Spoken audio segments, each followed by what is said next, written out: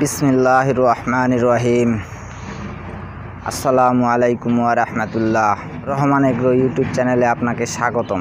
আমি লোকমানুর রহমান, ঠাকুরগাঁও সদর, ঠাকুরগাঁও। আজকে বিষয় হলো বায়োফ্লক ট্যাঙ্কে রেনু চাষ পর্ব 3। আজকে আমি রেনু নিয়ে এসেছি। দুঃখের বিষয়, আমি রেনুটা দেখাতে পারি নাই, কারণ এই করোনার কারণে আমি রেনুটা অর্ডার করছি, আমার এখানে দিয়ে গেছে। আমার 20 মিনিট আগে রেনু আসছে, রেনুটা আমি ট্যাঙ্কে দিয়ে দিচ্ছি। রেনুটা আমি ছাড়বো, এটা আপনাদেরকে আমি দেখাচ্ছি। এটা হচ্ছে এই যে রেনুটা, এখানে 250 গ্রাম রেনু আছে, কার্প জাতীয় মাছের রানু। এখানে আছে জাপানি, হাংরি, এই দুইটা জাত আছে, দুইটা জাত মিশ্রিত 250 গ্রাম রেনু। এটা আমি এখন হাউজে দিয়ে দেব, ছেড়ে দেব। পানিটা আমার প্রিপারেশন কমপ্লিট। আমি এখানে অক্সিজেন দিয়েছি, স্টোন 4টা দিয়েছি। এখানে আমি এখন রেনুটা ছাড়বো, আপনাদেরকে আমি দেখাচ্ছি। আপনারা ধৈর্য সহকারে দেখুন। পানিটা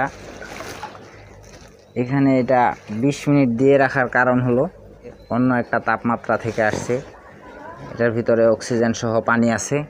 আর আমার এই হাউজের পানিটার তাপমাত্রা অন্য, এর জন্য আমি 20 মিনিট পরে পানি এখানে রেনুটা ছাড়তেছি।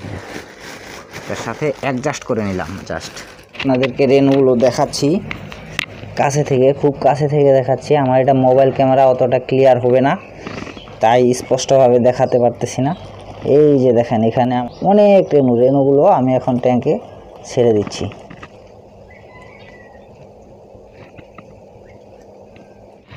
রেনুগুলো আমি ছেড়ে দিচ্ছি, আপনারা দেখতে থাকুন।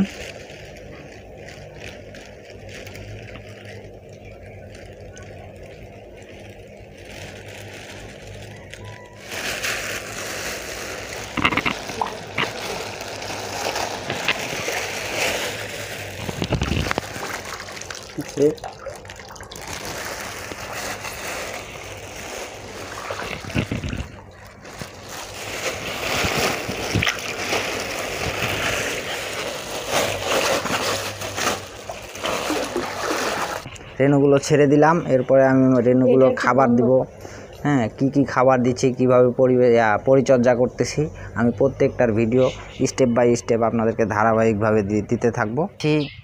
হাংরি ও জাপানি এই দুটো প্রজাতির মাছ, কার্প জাতীয় এই দুই প্রজাতির মাছ আমি এই ট্যাঙ্কে দিয়েছি। ট্যাঙ্কটা আমি ঢেকে দিয়েছি কারণ উপরে অনেক গাছপালা আছে, যেন এখানে ময়লা পড়তে না পারে, সেজন্যই আমি ট্যাঙ্কটা সুন্দরভাবে ঢেকে দিয়েছি।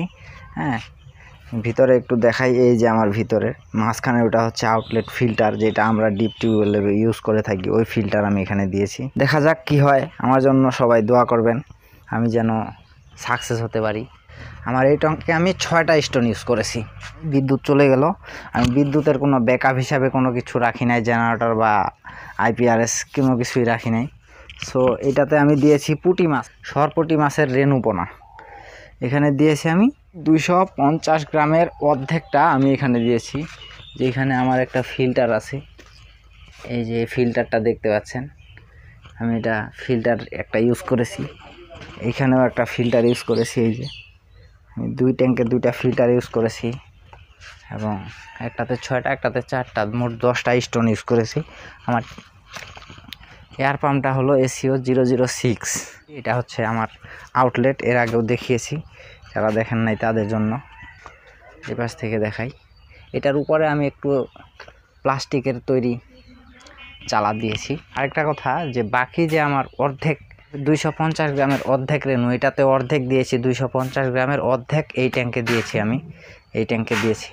বাকি যে অর্ধেক রেনু সেটা আমি একটা পুকুরে দিয়েছি, ছোট্ট একটি পুকুর। এই পুকুরটাতে আমি 250 গ্রামের অর্ধেক রেনু এখানে দিয়ে দিয়েছি। দেখা যাক কি হয়। আমি চতুর্পাশে সুন্দরভাবে নেট দিয়েছি, যেন সাপ ব্যাঙ কোনোভাবে ভিতরে প্রবেশ করতে না পারে। একটা সমস্যা হলো এখানে বাঁশ ঝাড়ের নিচে বাঁশ পাতা পড়ে অনেক, এরপরেও দেখা যাক কি হয়। আমি বলেছিলাম যে আমি রেনু থেকে আনতেছি, কিভাবে আনতেছি, আমি এটা দেখানোর চেষ্টা করব। তো আমি আন্তরিকভাবে দুঃখিত এই ব্যাপারটার জন্য, আমি আপনাদেরকে দেখাতে পারি নাই। এর কারণ হলো রেনুটা আমি লকডাউনের কারণে আমি অর্ডার করছি, ওখান থেকে আমি সরাসরি নিজে গিয়ে আনতে পারি নাই, এর জন্য আমি অর্ডার করছি, আমার বাসায় এনে পৌঁছাইছে।